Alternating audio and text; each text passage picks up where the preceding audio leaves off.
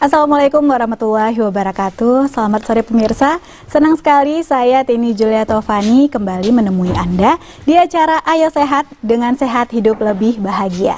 Seperti biasa selama 1 jam ke depan kita akan membahas mengenai informasi dan juga edukasi seputar dunia kesehatan bersama dokter spesialis. Dan juga kita tidak lupa mengajak Anda untuk ikut di layanan interaktif kita dengan menelpon kita di 0822 6825 5755. Dan gak terasa, pemirsa, sebentar lagi kita akan menyambut ibadah bulan suci Ramadan. Pastinya kita berharap kita menjalani puasa dengan lancar, tubuh tetap sehat, tetap fit, tetap bugar. Nah, bagaimana caranya kita menjaga tubuh ini agar tetap bugar saat Ramadan? Itulah tema kita hari ini, yaitu tetap bugar saat Ramadan bersama dokter spesialis gizi klinik kita yang sudah hadir, yaitu Dr. Fiona Desi Amelia, SPGK AIFOKA, yaitu spesialis gizi klinis, ahli ilmu faal olahraga klinis. Assalamualaikum dokter. Waalaikumsalam. Terima kasih dok, udah datang ya dok ya ke acara kita hari ini. Jadi dokter, ini kita pastinya udah semangat nih karena hitungan hari ya dok ya kita udah menyambut bulan puasa dokter. Nah sebenarnya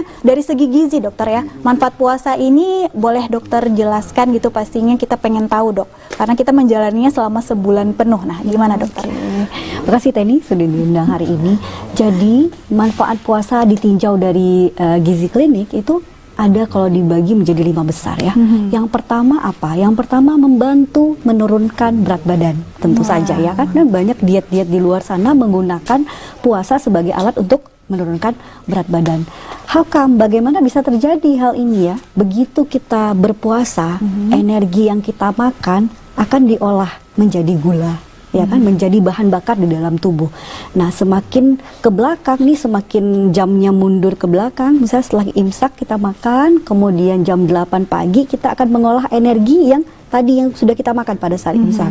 Begitu ada berlebihan energinya kan energi tersebut disimpan nih. Nah sepanjang 12-14 jam tubuh kalau sudah kehabisan glukosa akan menggunakan cadangan glikogen yang ada di hati dan otot. Nah begitu semakin ke belakang lagi menjelang berbuka, dia akan menggunakan sumber cadangan deposit lemaknya. Jadi lemak-lemak tersebut terbakar nih, sehingga menjadikan bahan bakar energi. Makanya yang tadinya perutnya mungkin agak buncit gitu, kemudian bisa lebih turun ya di awal-awal. Kemudian yang kedua adalah menurunkan resistensi insulin. Bagi orang-orang diabetes nih ceritanya, sensitivitas insulinnya meningkat. Artinya insulinnya mampu bekerja lebih baik. Reseptor-reseptor insulin akibat kita tidak terlalu banyak makan di bulan puasa, insulinnya lebih baik bekerja. Sehingga kontrol kadar gulanya lebih baik. Kemudian yang ketiga membantu menurunkan kolesterol. Nah, seperti tadi kan lemak dipecah, trigliserid dipecah, sehingga kolesterolnya juga lebih turun. Begitu juga dengan tekanan darah, ya. Begitu juga dengan berbagai macam penyakit-penyakit metabolik ya. Kemudian yang keempat, tubuh menjadi lebih fokus. Ya, kalau kita nggak banyak makan, ya ada namanya, dia kan punya counter regulatory hormon yang bekerja sebaliknya nih ceritanya. Dulu waktu kita nggak, misalnya kita terlalu banyak makan, hormon ini tidak aktif. Tapi begitu kita lapar nih ceritanya, fokus konsentrasi kita akan lebih baik. Karena ada hormon counter regulatory hormon dalam artian baik ya. Tubuh bersifat waspada gitu ya. Sehingga konsentrasi naik, meningkat, kewaspadaan meningkat juga ya. Itu memang manfaat puasa yang keempat. Kemudian yang kelima, autofagi namanya dokter Teni ya. Autofagi itu kecerdasan tersendiri yang dibuat oleh tubuh akibat puasa. Dia akan memakan sesuatu yang tidak baik. Jadi secara seluler. Jadi kanker dimakan kalau ada sel kanker, kalau ada virus, bakteri ikut dimakan. Jadi autofagi namanya. Nah, itu membuat sistem tubuh menjadi lebih baik. Ya, secara umum fungsi puasa itu. Di samping ada fungsi lainnya, yaitu misalnya lambung menjadi lebih sehat karena kita mengistirahatkan nih ceritanya kan 14 jam mengistirahatkan waktu makan, daya serapnya jadi lebih baik. Jadi bukan menjadi asam lambung dan sebagainya, tidak, tapi malah daya serap suatu saluran pencernaan jadi lebih baik. Jadi banyak sekali manfaatnya malah dokternya, malah kalau orang ada dengan penyakit tadi yang dokter sebut malah membantu dengan puasa ini dok ya. membantu. Jadi nggak perlu takut ya untuk berpuasa walaupun kita mempunyai kondisi-kondisi yang seperti dokter sebutkan tadi ya dok ya. Betul. Jadi memang ada beberapa penyakit harus ada highlight-nya ya, bagaimana tips menghadapi puasa Ramadan. Karena kan memang 14 jam ini memang lumayan berat ya bagi orang-orang mungkin yang tidak terbiasa menjalani. Baik dokter. Kemudian dok, ini ketika kita berpuasa pastinya kita kan juga semacam adaptasi dulu dok ya. Ya. Dari sebelumnya kita makannya tuh 3 kali sehari. Mungkin dengan snack jadi tambah 2 kali ya dok ya, snack pagi dan sore gitu misalnya dokter. Nah ini kita beradaptasi untuk memulai lagi nih puasa, pasti tubuh wah kaget nih karena makannya mungkin hanya di saat sahur dan juga saat kita berbuka puasa. Nah, bagaimana dokter kita memenuhi kondisi nutrisi tubuh harian kita saat kita berpuasa karena pola makan kita sedikit berbeda dengan kita sebelum puasa gitu dok. Nah, tentu kalau bicara puasa Ramadan tidak ada yang terbiasa dengan hal itu kan. Semua orang harus punya adaptasi baru lagi di bulan ini ya, di bulan Ramadan ini. Nah, untuk bicara masalah kebutuhan, tentu tidak ada perbedaan kebutuhan jumlah makronutrien dan mikronutrien saat sebelum dan sesudah. Misalnya awalnya butuhnya sekitar 1.500 misalnya, di Ramadan juga seperti itu. Cuma karena waktunya, ya kan, permainan waktu ini, jadwal makan ini yang harus kita siasati dengan baik untuk memenuhi kebutuhan kalori ataupun makronutrien dan mikronutrien. Nah, bagaimana caranya nih ceritanya? Kalau saya bicara masalah jumlah, kita harus bicara masalah apa dulu ya enaknya, jadwal atau jenis dulu nih. Jenis dulu misalnya ya. Nah, tetap harus ada karbohidratnya ya, dibagi dalam waktu sahur dan saat imsak, iftar, berbuka dan snack malam ya. Jadi harus ada sumber karbo, nggak boleh tanpa karbo sama sekali. Karbohidrat yang dipilih haruslah karbohidrat kompleks yang seratnya lebih banyak supaya kenyangnya bisa lebih lama juga, ya kan? Contohnya apa karbohidrat kompleks? Nasi putih boleh, nasi merah boleh, kemudian roti gandum, ya. Kalau makan kentang itu harus dengan kulitnya. Oh, dengan kulitnya ya, dokter ya? Iya, tapi cuci bersih dulu ya. Kenapa? Karena begitu kita makan dengan kulitnya, seratnya jadi lebih banyak dan membuat kita kenyang lebih lama. Terus harus ada sumber protein. Protein itu ada protein hewani, ada protein nabati. Protein hewani daging, ikan, ayam, telur. Apalagi ini ya megang ya. Ya cukup banyak sumber protein hewani ya. Dan ini harus disiasati dengan baik nih. Bagaimana makan di saat megang dan sampai 1 bulan penuh.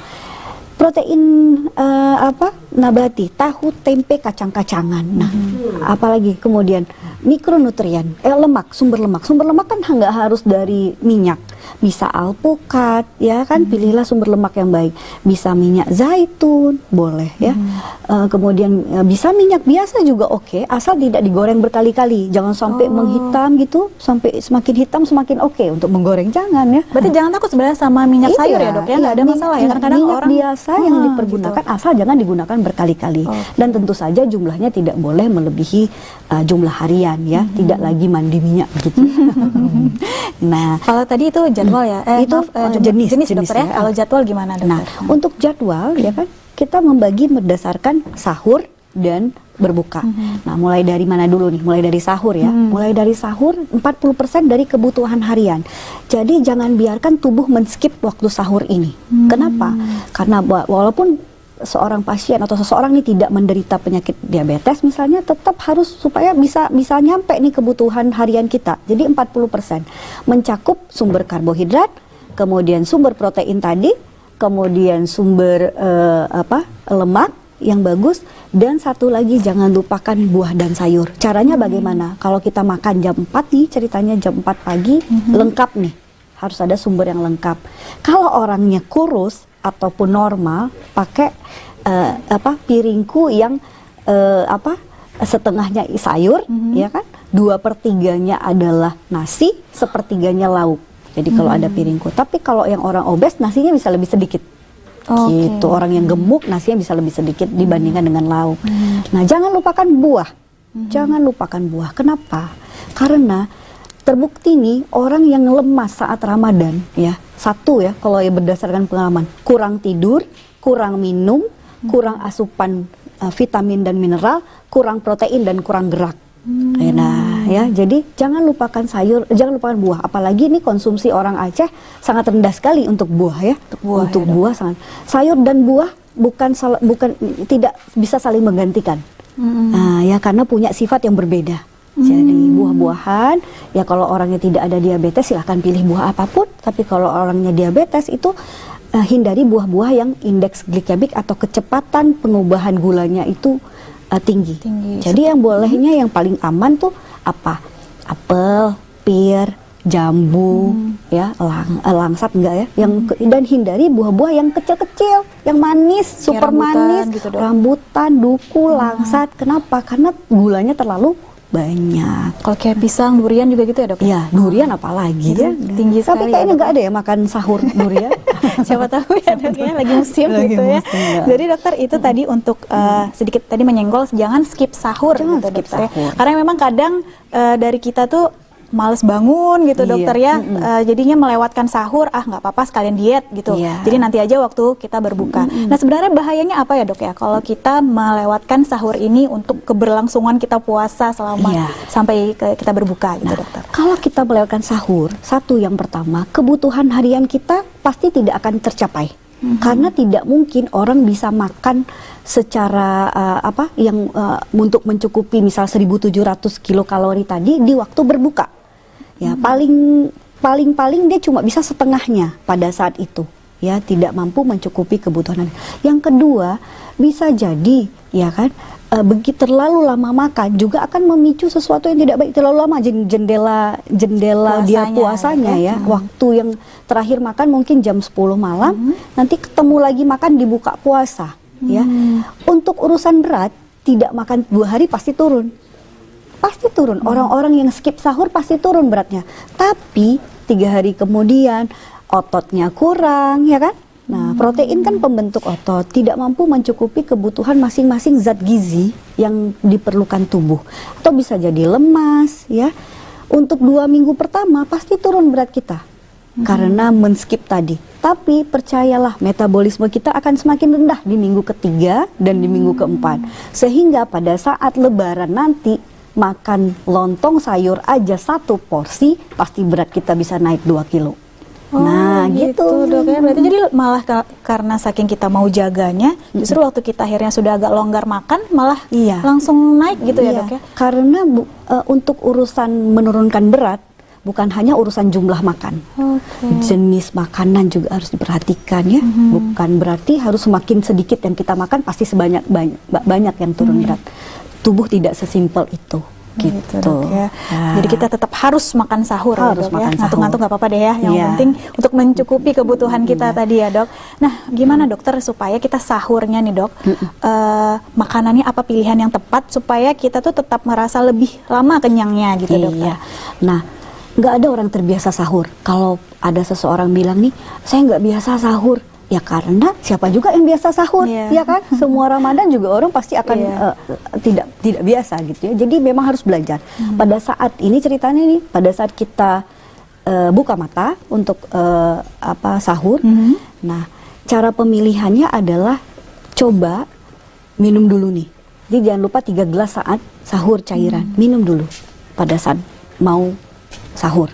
Kemudian dilanjutkan dengan makanan yang karbohidrat kompleks. Nggak perlu terlalu banyak. Mungkin kalau urusannya, kalau di rumah, yang pemirsa di rumah kan agak sulit menimbang-nimbang nih, ya kan? Nah, ingat aja, karbohidrat itu 1 kepal tangan kita. Gitu, segitu yang kita makan. Jadi jangan lagi 2 centong rice cooker, 3 centong rice cooker nasi ya. Cukup. Semakin banyak karbohidrat yang kita makan, semakin lemas kita. Semakin lemas kita di jam 8, jam 9 dan begah, apalagi disambung tidur dengan posisi terlentang, katup lambung itu terbuka. Nah, jadi agak begah naik diri. Nah, banyakkan protein. Jadi dengan pengolahan yang tepat, daging dengan pengolahan yang tepat dibanyakin. Kemudian ayam misalnya dibanyakin, tapi jangan sampai digoreng terus-menerus. Hari ini goreng, besok goreng, ya jangan. Ya maksimalkan aja 2 kali seminggu bolehnya goreng. Ya sisanya ditumis aja atau dibakar dan sebagainya. Aduh, seru sekali nih dokter ya. Masih banyak yang pengen kita bahas ya.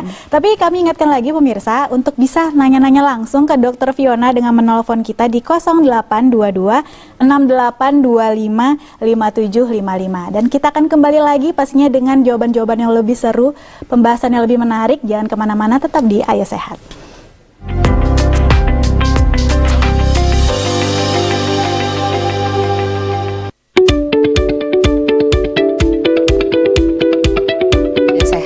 Berat badan ideal ya. Kalau untuk status gizi itu maka merupakan faktor risiko turunnya ada beberapa lapisan ya.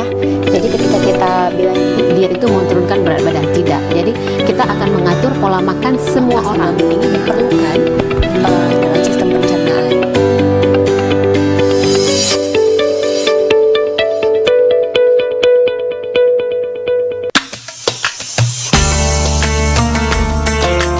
Kalimat tadi, ketika siapapun berdoa saling kepada Allah tegur dengan sampai bertahun-tahun. Padahal mereka itu adalah anak, baik itu dalam sosial masyarakat, Aceh pasti. baik itu Bagaimana sih sesungguhnya adab Ya sabar. Ini kan Umar bin Khattab yang awalnya preman yang luar biasa sangat ditakuti. Begitu kena dengan Al-Quran. doa mereka tuh hanya alhamdulillah. Karena di Madinah masjid yang istimewa yang juga Masjid Kuba dan Masjid Nabawi.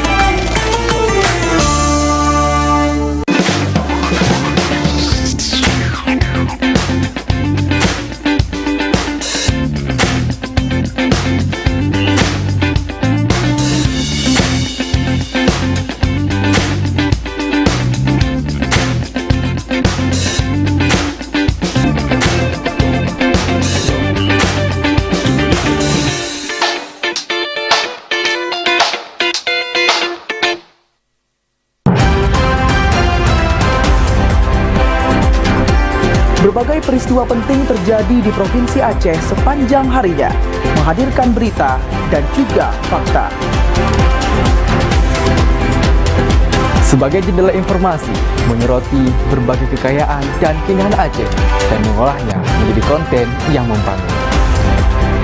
Kami hadir menyajikan informasi yang akurat, teraktual, dan sumber terpercaya, serta laporan langsung di setiap peristiwa.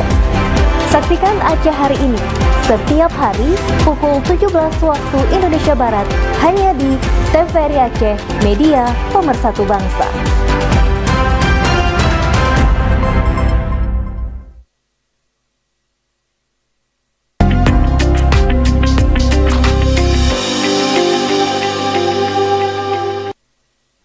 Pemirsa, kita kembali lagi di Ayo Sehat dengan sehat hidup lebih bahagia dengan tema kita yaitu tetap bugar saat Ramadan bersama Dr. Fiona Desi Amelia SPGK Ayuvoka. Dan jangan lupa pemirsa, Anda boleh menelpon kita untuk bertanya langsung kepada Dr. Fiona tentang tetap bugar saat Ramadan di 0822 6825 5755. Baik dokter, kita kembali lagi ke tema. Dok, tadi dokter udah menyinggung tentang minum saat sahur itu 3 gelas ya, 3 dok? gelas. Nah, jadi kita kan kalau baca-baca tuh dokter katanya 8 gelas. Nah, gimana dokter cara membagi kita minum air putih ini supaya tetap tercukupi kebutuhan kita selama di bulan puasa, dokter? Ya, cairan pada prinsipnya tidak harus air putih ya, tetapi memang air putih itu lebih baik, ya kan? Karena pH-nya cenderung normal ya gitu ya. Jadi bagaimana cara mensiasati itu perlu tips juga nih, dan semua orang jadikan ini nih sebagai momentum nih ceritanya memperbaiki asupan cairan gitu ya. Nah, tiga kali saat sahur, pada waktu buka mata menjelang sahur, pada waktu setelah sahur atau sebelum sahurnya, tadi pas buka mata ya kan belum langsung makan. Kemudian yang ketiga menjelang imsak. Kemudian pada saat berbuka 1 kali, sudah 4, ya kan? Pada saat berbuka 1 kali, kemudian pada saat setelah berbuka puasa, setelah iftar 1 kali, ya. Kemudian setelah makan malam 1 kali, kemudian setelah sholat tarawih dan pulang setelah dari tarawih. Jadi 8 gelas. ya. Jadi 3 saat sahur, 5 saat berbuka puasa dibagi menjadi waktu-waktu yang bisa partnya itu bisa sampai sebelum tidur gitu. Tadi dokter bilang nggak mesti air putih, dokter. Yes. Nah, kalau air sirup gimana, dokter? Itu masuk nggak ke dalam 8 gelas itu? Bisa nggak dimasukkan gitu? Air sirup tidak direkomendasikan kalau ingin hidup sehat ya gitu ya. Itu manis, kan kadang-kadang orang bilang berbukalah dengan yang manis, tapi sesat gitu. Manisnya sesat dan menyesatkan gitu ya. Jadi memang air sirup di sini kenapa kita tidak boleh konsumsi? Artinya saya tidak merekomendasikan. Begitu kita makan sesuatu yang indeks glikemiknya 100, ya kan? Gula pasir, kemudian sirup, ya. Insulin kita akan tiba-tiba melonjak nih. Begitu ada makanan masuk, insulinnya hore, ada sesuatu nih yang harus diolah. Udah diem, turun selama begitu, puasa ya, udah Dok, ya? turun, tiba-tiba kita kasih sesuatu yang gula pasir seperti itu kan, sirup kan gula pasir only ya kan. Nah, melonjak tiba-tiba sehingga dia bekerja ekstra. Nah, alhasil gula kita itu bukan makin bagus, malah makin ngedrop. Nah, terasa, cobalah rasakan bedanya membuka pada saat berbuka dengan pakai sirup nih, pasti lemas. Jam 15 kemudian pasti terasa lebih lemas dibandingkan orang yang berbuka dengan yang manis, tapi manisnya betul. Gitu. Gimana tuh, Dok? Manis yang betul. Manisnya betul ya. Kurma salah satunya. Kurma dianugerahi zat gizi oleh Allah itu benar. Benar tuh apa ya? Indeks glikemiknya sedang. Indeks glikemik itu kecepatan mengubah suatu makanan menjadi gula. Nah, jadi kalau indeks glikemik tinggi seperti sirup, cepat sekali jadi gula. Jadi sangat berbahaya bagi penderita diabetes. Begitu masuk jadi gula. Begitu masuk jadi gula. Itu indeks glikemik tinggi. Si kurma indeks glikemiknya sedang. Jadi dia nggak terlalu cepat. Jadi dia perlahan-lahan nih. Pelan-pelan gitu. Jadi orangnya tidak terlalu lemas. Insulin tidak bekerja tiba-tiba, pelan-pelan. Di samping itu loadnya juga sedang.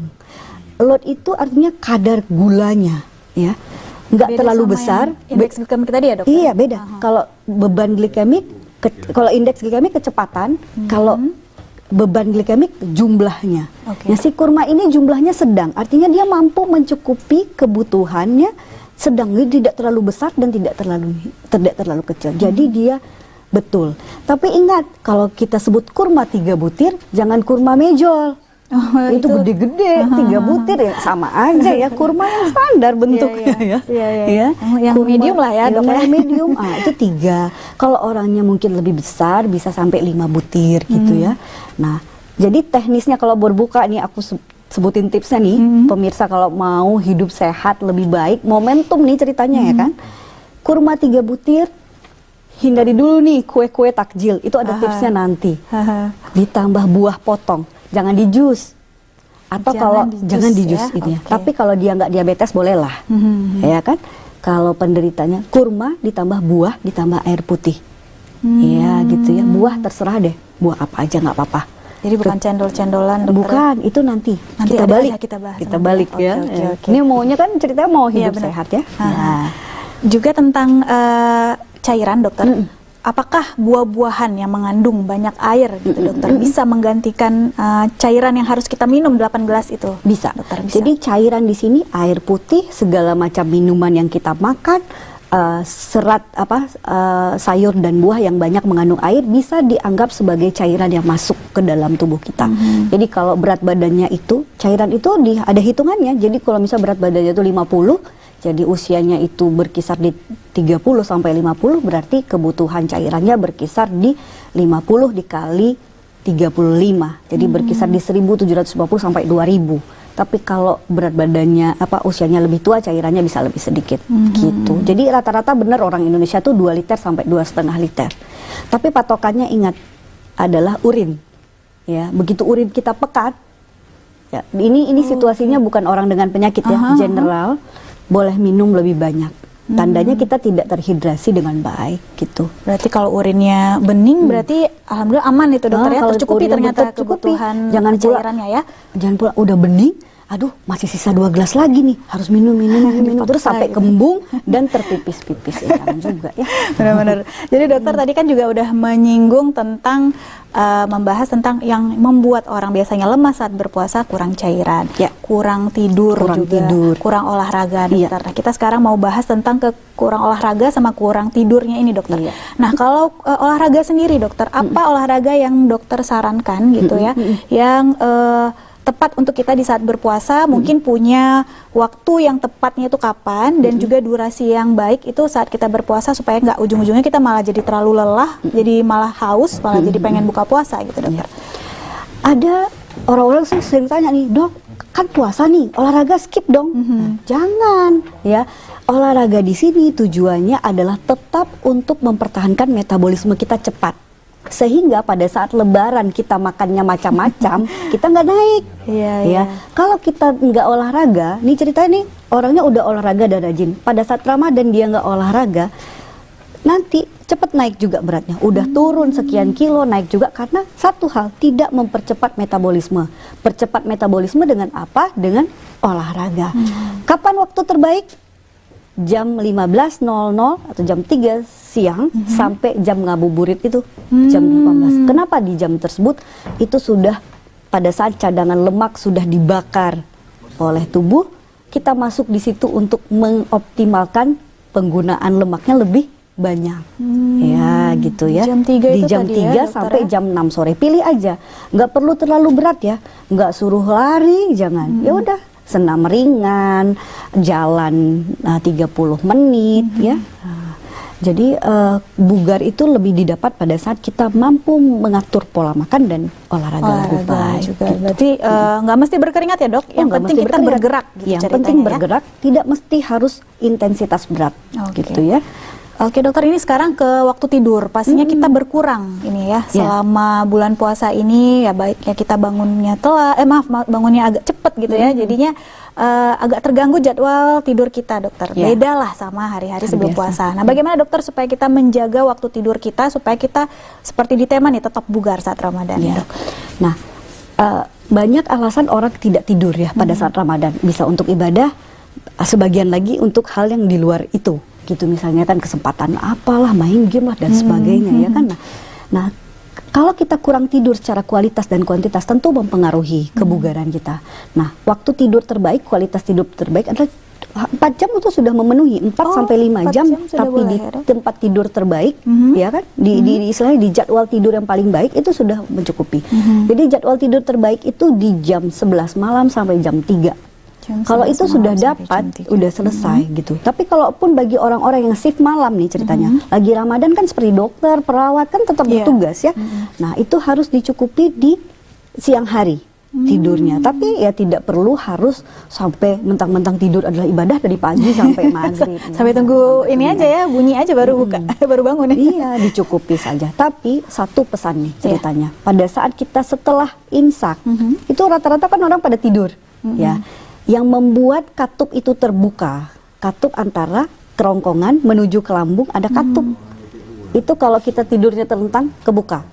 Jadi itulah yang menyebabkan aliran asam lambung itu naik balik. Jadi solusinya kepala harus sedikitnya naik 30 derajat pada saat tidur supaya katupnya tidak kebuka. Jadi 30 derajat seperti ini. Jangan telentang pada saat setelah makan, ya kan? Nah, jadi nggak masalah ya, dok ya? Kalau kita makan setelah sahur kita tidur itu nggak apa-apa ya? Nggak apa-apa, tapi posisi tidurnya itu diperhatikan, ya, karena baru selesai makan gitu ya. Sebaiknya tidak tidur. Ya, pada saat setelah makan sebaiknya. Tapi kan rata-rata orang mindsetnya itu harus dirubah selama bertahun-tahun ya. Dan kita harus cari win-win solution. Bagaimana nih caranya orang bisa tidur tetapi nggak begah.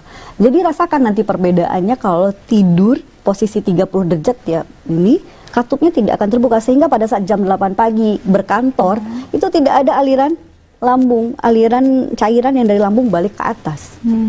Atau ada jaraknya dokter antara kita selesai makan sama tidur yang terbaik itu supaya nggak terjadi yang itu tadi? 4 jam.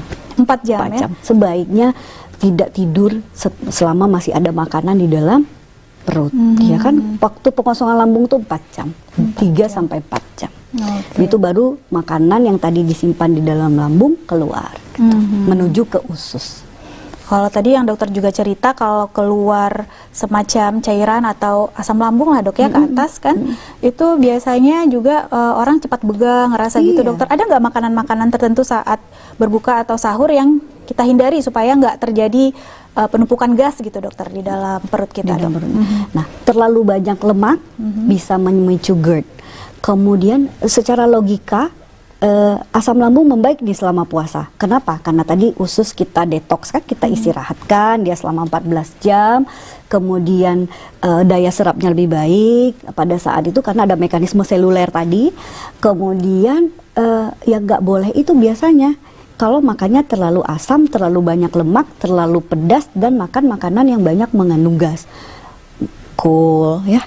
Itu itu makanan banyak mengandung gas yang terlalu pedas, ya itu dihindari. Ya, untuk apa menyiksa diri sendiri ya, nah, dengan sesuatu yang ujung-ujungnya emang nggak kerasa. Kalau usia muda yang belum kerasa belum, tapi pada saat life begin at 40 ya, hidup dimulai di umur 40 baru tuh yang ini lambungnya ini, yang diabetes ya mulai muncul di umur segitu. Betul, berarti harus memang benar-benar investasi, tubuh ini kan investasi ya dok ya, harus dipersiapkan sedari muda gitu ya dok. Jadi pemirsa, kita ingatkan lagi bagi Anda yang ingin bertanya langsung tentang tetap bugar saat Ramadan bersama Dr. Fiona, boleh menelpon kita di 0822 6825 5755. Dokter, kita mau nanya lagi nih saat berbuka puasa dok. Nah biasanya ada nggak dok perbedaan antara kita minum air dingin sama air biasa? Nah katanya kalau kita minum air dingin tubuh bakal kaget atau gimana gitu dokter. Itu sebenarnya ada nggak sih perbedaan antara si suhu air itu ke tubuh kita waktu kita berbuka dokter? Ya kalau ditanya tergantung terhadap apa dulu. Kalau terhadap berat badannya tidak. Ya kalau terhadap berat badan gini, makanan yang kita makan baik dingin atau panas begitu sampai ke lambung suhunya akan sama. Ya paling kagetnya di sini. Tergantung kalau cari taunya ke arah berat badan nggak ada pengaruh karena air putih yang tidak mengandung sirup, gula, susu, madu, ya kan 0 kalori. Tapi kalau dia udah mengandung susu, mengandung sirup, mengandung madu, ya pasti naik beratnya, ya gitu ya. Tapi kalau misalnya ya sebaiknya minumlah suhu yang normal, netral, supaya suhu kamar ya, supaya tidak kaget pada saat ini. Tapi kalau ditanya untuk berat badan ya nggak ada masalah. Nggak ada okay. Berarti nggak ada perbedaan ya dokter ya? Nggak ada. Silakan kalau mau berbuka ya kan tadi kan kurma 3 butir ditambah jus buah dingin sedingin-dinginnya silakan. Boleh-boleh ya, aja. jangan pakai sirup. Gula tadi ya dokter ya, baik. Jadi kita harus ingat ya, bukanya air putih aja nggak apa-apa ya, mau dingin, mau biasa, nggak ada masalah. Jadi pemirsa, pokoknya masih banyak lagi yang akan kita bahas tentang tetap bugar saat Ramadan ini. Pokoknya jangan kemana-mana, tetap di Ayo Sehat dengan Sehat Hidup Lebih Bahagia.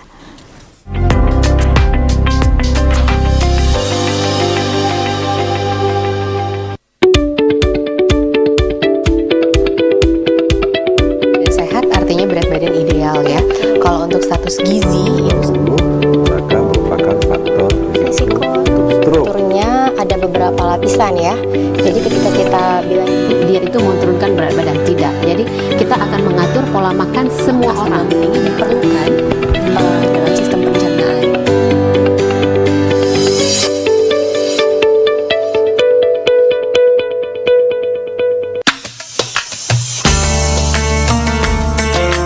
Kalimat tadi, ketika siapapun berdoa yang saling kepada tegur Allah menegur dengan sampai bertahun-tahun. Padahal mereka itu adalah anak, baik itu dalam sosial masyarakat, Aceh pasti. baik itu Bagaimana sih sesungguhnya adab Ya sabar. Ya, ini kan suaminya. Umar bin Khattab yang awalnya preman yang luar biasa sangat ditakuti. Begitu kena dengan Al-Quran. Doa mereka tuh hanya alhamdulillah. Karena di Madinah masjid yang istimewa itu Masjid Kuba dan Masjid Nabawi.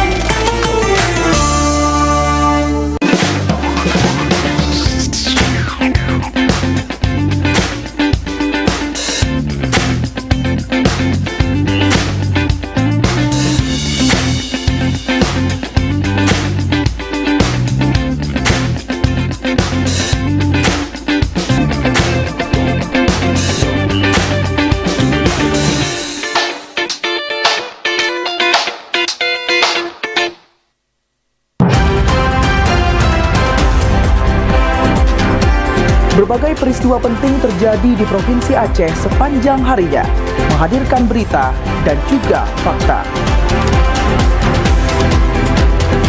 Sebagai jendela informasi, menyoroti berbagai kekayaan dan keindahan Aceh dan mengolahnya menjadi konten yang membangun.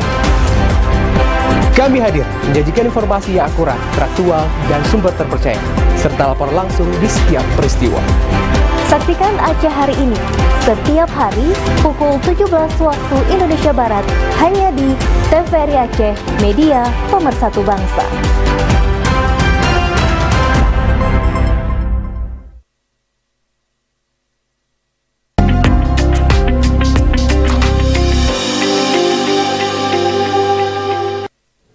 Baik pemirsa, masih di Ayo Sehat dengan sehat hidup lebih bahagia. Dan untuk hari ini tema kita adalah tetap bugar saat Ramadan bersama dokter spesialis gizi klinik yaitu Dr. Fiona Desi Amelia SPGK AIFOKA. Bagi Anda pemirsa yang ingin bertanya langsung kepada Dr. Fiona boleh menelpon kita di 082268255755. Dokter, kita tadi ngomong lagi tentang buka puasa dokter ya.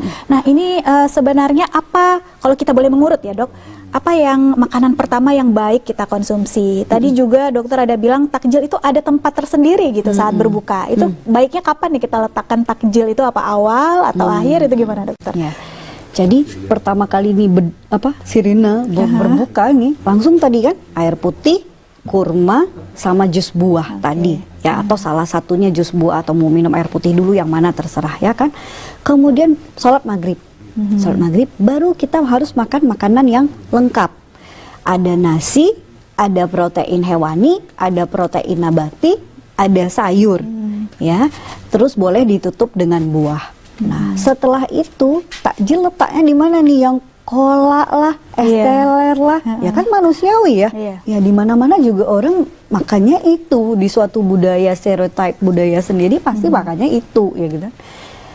Letakkan kalau pengen hidup sehat itu pada saat kita pulang sholat tarawih, di situ letaknya. Walaupun sebagai sumber yang tidak sehat, ya tentulah di situ ada SKM, susu kental manis, apalagi sirup, ya kan. Nah, tetapi kalau misalnya kan masih manusiawi, bisa di situ di snack malam. Tapi hati-hati buat penderita diabetes ya, tidak bisa sembarangan mengkonsumsi ini. Bagi misalnya orang-orang yang kesehatannya masih prima secara umum ya, di situ letaknya bukan pada saat iftar, bukan pada saat sirine berbunyi tadi, tapi pada saat kita pulang sholat tarawih bisa satu porsi takjil di situ. Apakah kue satu potong, dua potong, apakah kolak satu porsi ya, satu porsi elegan ya, jangan tambah-tambah. Terus apalagi es teler ya di situ letaknya. Tapi ingat jangan dan atau kue atau jangan dan, kalau dan nanti naik beratnya ya. Jadi mungkin ditaruh di terakhir juga supaya porsinya terjaga ya dokter ya, karena kan kita udah kenyang duluan di awal ya, jadi makannya udah nggak barbar lagi ya untuk takjil gitu ya, dok. Tidak akan mungkin bisa makan sebanyak yang kalau itu dimakan pada saat berbunyi tadi. Nah, gitu. Kalau misalnya dokter, kadang ada tipikal orang yang dia makan banyak dulu waktu buka puasa, makan banyak dulu, setelah itu dia nggak makan lagi gitu dokter, hanya di saat sirine aja gitu. Kalau yang dokter cerita tadi yang idealnya kan ada bertahap ya dok ya, sebelum kita sholat, setelah kita sholat. Nah, ada nggak perbedaan untuk tubuh kita bagi orang yang makannya sekaligus banyak di awal, jadi sekali makan banyak, sama yang dibagi-bagi porsinya dokter, kecil-kecil gitu dok?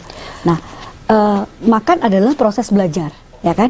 Ada orang yang terbiasa langsung makan nasi nih, langsung makan super lengkap. Ada nasi, ada protein tadi ya, ada daging misalnya, ada tahu tempe, ada sayur. Ya, perbedaan jelas ada. Yang satu makanannya usus atau lambung dipaksa bekerja berat dalam waktu yang singkat itu, dalam waktu yang bersamaan gitu ya. Jadi memang rasanya tidak saat itu, tapi mungkin akan ada dalam beberapa tahun, ya kan? Tidak perlu, sebenarnya harus dibagi nih part-partnya. Pertama berbuka dengan yang manis dan yang benar, supaya kadar gula yang sebelumnya melonjak turun ke bawah, turun yang ngedrop, kita bisa bantu naikkan dulu. Ya, kemudian diistirahatkan dulu, biarkan dia bekerja dulu, baru makan besar. Tapi yang sebenarnya proses makannya sebenarnya nggak apa-apa kalau mau langsung yang besar, tetapi pasti ada perbedaannya usus dan lambung yang dipaksa bekerja terlalu berat dengan dipaksa bekerja pelan-pelan. Ya, di situ letaknya ya. Berarti yang terbaik harus dipilih, dipisah-pisah ya dok ya porsinya harus dipisah-pisah supaya mampu memenuhi kebutuhan harian. Kalau makannya super lengkap, gulanya naik, ya kan? Dari nasi otomatis. Proteinnya oke, tapi udah selesai dia saat itu. Apakah cukup kebutuhan hariannya? Belum tentu. Dia tidak mampu lagi masukin lagi sesuatu di nanti, ya kan? Akibatnya bisa kekurangan mikronutrien, mungkin sayurnya seharusnya tidak segitu, ataupun buah dan sayur tidak muat lagi pada saat itu ya. Jadi akan ada berbagai macam kekurangan, defisiensi tertentu yang tidak dirasakan saat itu, tapi nanti dirasakannya. Karena kan yang namanya defisiensi ini nggak langsung pada saat itu. Gitu. Bener-bener pencerahan nih dokter. Karena kadang-kadang kan orang juga ya gitu ya dok, sekali makan aja, ya udah nanti pulang terawih tinggal tidur aja. Ternyata baiknya dipisah-pisah ya dok ya. Oke. Dokter, untuk tetap bugar saat Ramadan, apakah kita perlu atau harus mengkonsumsi suplemen yang mungkin nggak kita dapatkan di makanan dokter? Jadi dibantu dengan suplemen itu bagaimana dokter? Apakah harus penggunaan suplemen ini saat kita berpuasa dok? Ya. Suplemen itu biasa mengandung mikronutrien, vitamin dan mineral, ya kan? Vitamin A, vitamin D, vitamin B, vitamin C ya, mineral zinc, mangan, magnesium, dan semuanya bisa diperoleh dari bahan makanan sumber yang alami dari makanan. Kecuali terbukti mengalami defisiensi, ada hasil lab tertentu, ternyata kekurangan vitamin D ini, ya kan? Jadi saran ini, penuhilah dari bahan makanan sumber tertentu. Kalau merasa masih juga lemas, jangan langsung pikirin karena suplemen nih. Jangan-jangan karena obesnya, iya kan? Jangan-jangan karena kegemukan yang dialami. Jangan-jangan karena terlalu banyak lemak. Jangan-jangan karena terlalu kurang cairan. Jadi tidak langsung harus divonis, oh ini harus makan suplemen vitamin ini, sementara belum tentu itu yang kurang gitu. Bisa jadi memang pola makannya yang masih salah, pola tidur masih salah, atau tidak banyak bergerak, ya kan? Nah, jadi step by step itu harus dicari sambil kalau mau cek laboratorium biar tahu nih hasilnya kurang nggak. Jadi saran tidak perlu, ya kecuali terbukti memang ada yang kurang gitu waktu pemeriksaan lab itu tadi ya, karena mungkin kita nebak-nebak sendiri aja, kayaknya kurang vitamin ini nih, kita minum suplemen, baiknya nggak gitu ya dok ya, harus ada screening dulu lah istilahnya gitu ya dok ya. Kadang memang obesnya sendiri yang menyebabkan lemesnya itu tadi itu, ya dok, kurang gerak, kurang tidur, kurang minum, ya kan. Untuk puasa pada kondisi-kondisi khusus nih dokter sekarang, seperti DM, hipertensi. Nah itu gimana ya dok cara menyiasatinya? Apalagi karena minum obat juga harus setiap hari ya kan dok. Nah ini bagaimana menyiasati? Oh dengan lambung lagi dokter. Nah ini sering kadang-kadang ya. Nah itu bagaimana menyiasatinya supaya puasanya tetap berjalan dengan lancar dokter? Yang paling khusus mungkin yang paling jelas banyak di Aceh nih prevalensi diabetes ya. Cukup banyak prevalensinya semenjak pandemi dokter Teni itu naik tajam. Ya mungkin karena obesitas meningkat juga ya. Nah seharusnya 1 bulan sebelum berpuasa sudah screening nih kadar HbA1c-nya bagaimana, kadar gulanya terkontrol atau tidak, kemudian tekanan darahnya, kolesterolnya terkontrol atau tidak. Jadi dok, kalau sudah dibilang oleh endokrinologisnya nih, ceritanya yang dokter penyakit dalam bilang jangan berpuasa, ya silakan diikuti. Tapi dari dokter gizinya juga sebenarnya harusnya konsul nih, bagaimana sih cara berpuasa yang tepat bagi penderita diabetes. Jadi pada saat berpuasa nih, sudah mutusin berpuasa, jangan lupa cek gula.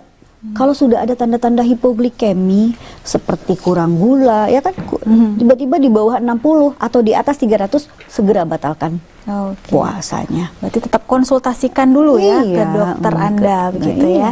Kita masuk dokter sekarang ke segmen mitos atau fakta. Jadi di depan dokter ada bisa dikasih tahu nih kalau memang mitos dokter kasih lihat ke kamera seperti ini, kalau fakta seperti ini dokter. Jadi ada beberapa pertanyaan yang sudah kita kumpulkan. Jadi dokter Fiona boleh menjawab nih kira-kira mitoskah atau faktakah? Yang pertama dokter, apakah puasa adalah cara yang terampuh untuk menurunkan berat badan dokter? Bisa dibilang fakta, tetapi tergantung kalau pola makannya benar.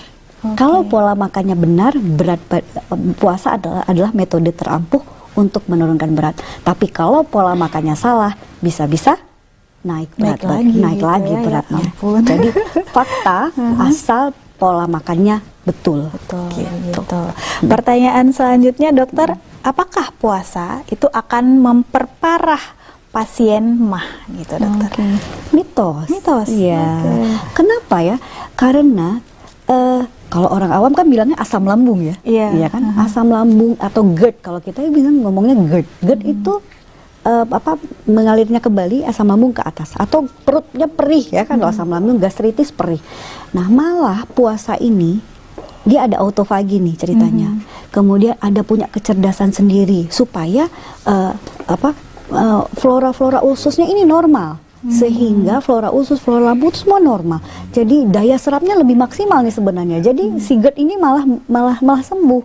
Tetapi yang terjadi pada orang-orang yang memang pada saat puasa tapi tetap kumat lambungnya, ada faktor tertentu nih yang membuat dia masih berada di lingkungan perokok. Masih merokok, ya pasti tetap lambung, tetap ini. Kemudian apalagi tidurnya kurang tidur, kemudian faktor tekanan pekerjaan, stres, ya kan faktor lambung banyak. Kadang-kadang orang cuma mikirin masalah nutrisi, padahal belum tentu gara-gara itu. Padahal gara-gara faktor lain, dia nggak hanya makanan. Berarti harus digali lagi faktor pencetusnya apa kok si lambung ini nih masih ada gitu ya dok ya. Ternyata nggak cuma makanan aja ya dok. Berarti nggak usah takut buat Anda yang mengalami MAH untuk berpuasa ya. Pertanyaan ketiga dokter. Lebih baik makan banyak saat sahur supaya kita tidak lapar dan sanggup menjalani puasa seharian. Mitos. Ya. Jadi makannya 40% dari total kebutuhan energi kita ya. Jadi kan ada 100% nih seharian 100%. Jadi 40% dibagi sahur, kemudian pada saat berbuka 60%. Nah, untuk supaya kenyang lebih lama bukan soal banyaknya nih, tetapi tepat tidaknya kebutuhan sama jenisnya.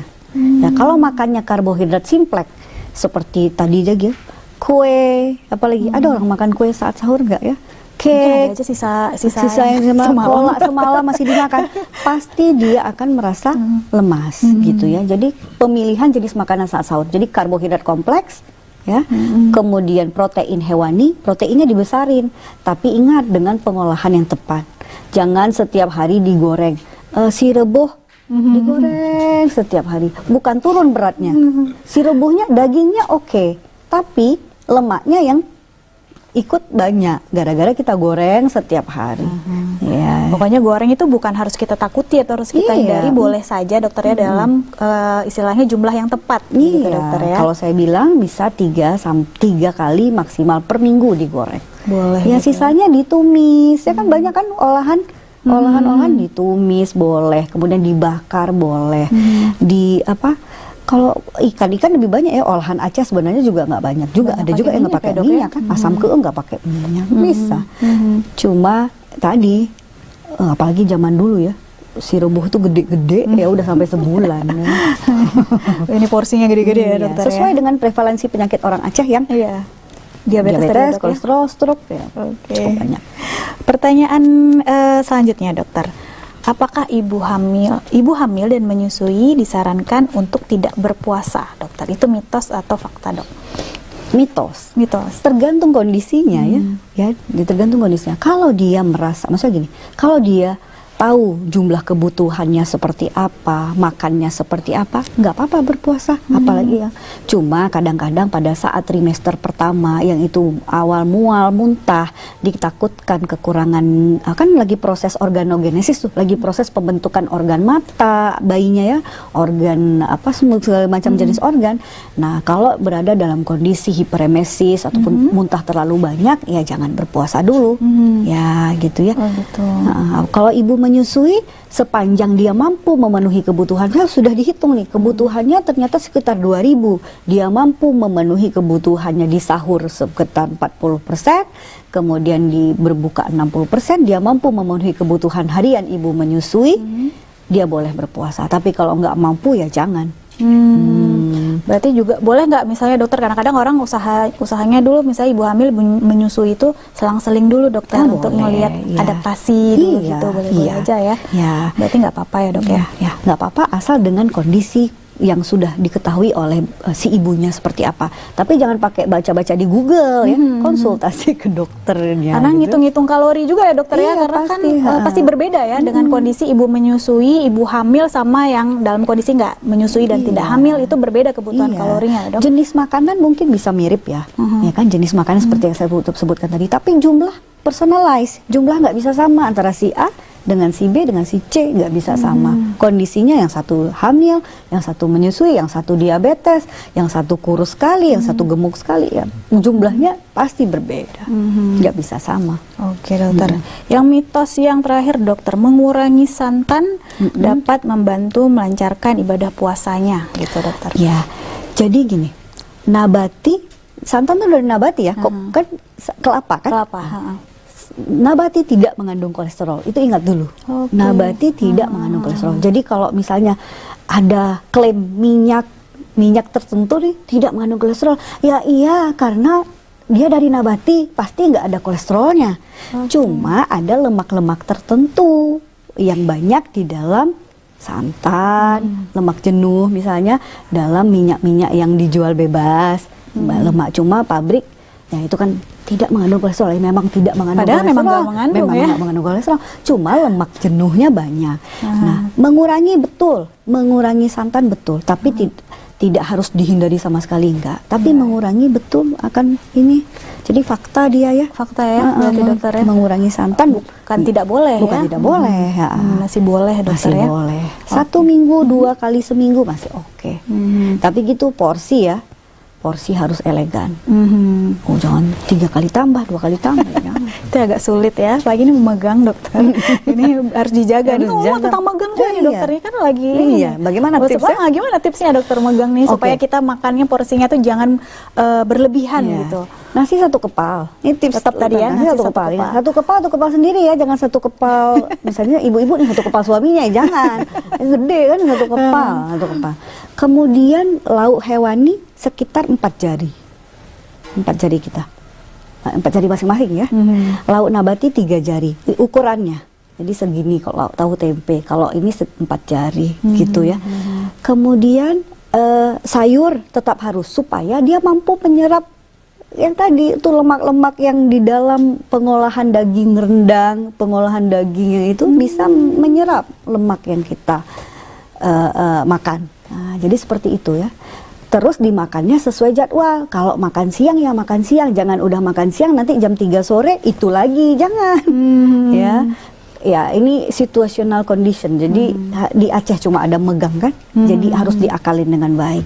Kalau mau ya malam boleh makan sekali lagi, tapi ingat tambahkan jumlah serat. Serat di mana boleh nasi ditambah agar-agar. Oke. Boleh sayur diperbanyak ya. Jadi dengan menyiasati makanan-makanan protein tadi kita barengi sama serat dokter ya, sama sayur supaya nggak terlalu banyak kalori yang termakan dan menumpuk gitu tadi ya dokter. Satu lagi, jangan pakai daging yang pakai lemak, jangan jeroannya ya. Oke dokter. Jadi gimana nih dokter? Udah banyak sekali ya insight dari dokter tentang bagaimana tetap bugar saat Ramadan. Nah, tapi apa kesimpulan yang tepat yang bisa dokter bagikan kepada penonton kita, kepada pemirsa tentang tetap bugar saat Ramadan ini dokter? Oke. Untuk supaya tetap bugar selama Ramadan, satu ingat harus menjaga pola makan dengan baik, di mana 40%-nya saat sahur, 60%-nya saat berbuka yang dibagi menjadi beberapa part. Olahragalah selama bulan puasa, di samping karena fungsi olahraga di sini bukan hanya menurunkan berat, tapi juga membuat metabolisme kita tetap lebih cepat, sehingga berat badan lebih terjaga, otot kita lebih terjaga, dan tidak gampang naik setelah kita setelah selesai Ramadan. Kemudian yang ketiga, tetap penuhi asupan cairan selama 8 gelas untuk setiap harinya. Setiap harinya, begitu ya dok ya. Dokter terima kasih banyak. Sebenarnya masih banyak yang pengen ditanyain, mungkin nanti dokter ya kita undang lagi ya dok. Oke, terima kasih dokter untuk informasinya dan juga terima kasih kepada Anda pemirsa yang sudah menonton kita di Ayo Sehat dengan sehat lebih bahagia. Jangan lupa untuk saksikan Ayo Sehat setiap hari Senin jam 3 sampai jam 4. Saya Teni Julia Tovani pamit. Wassalamualaikum warahmatullahi wabarakatuh. Waalaikumsalam warahmatullahi wabarakatuh.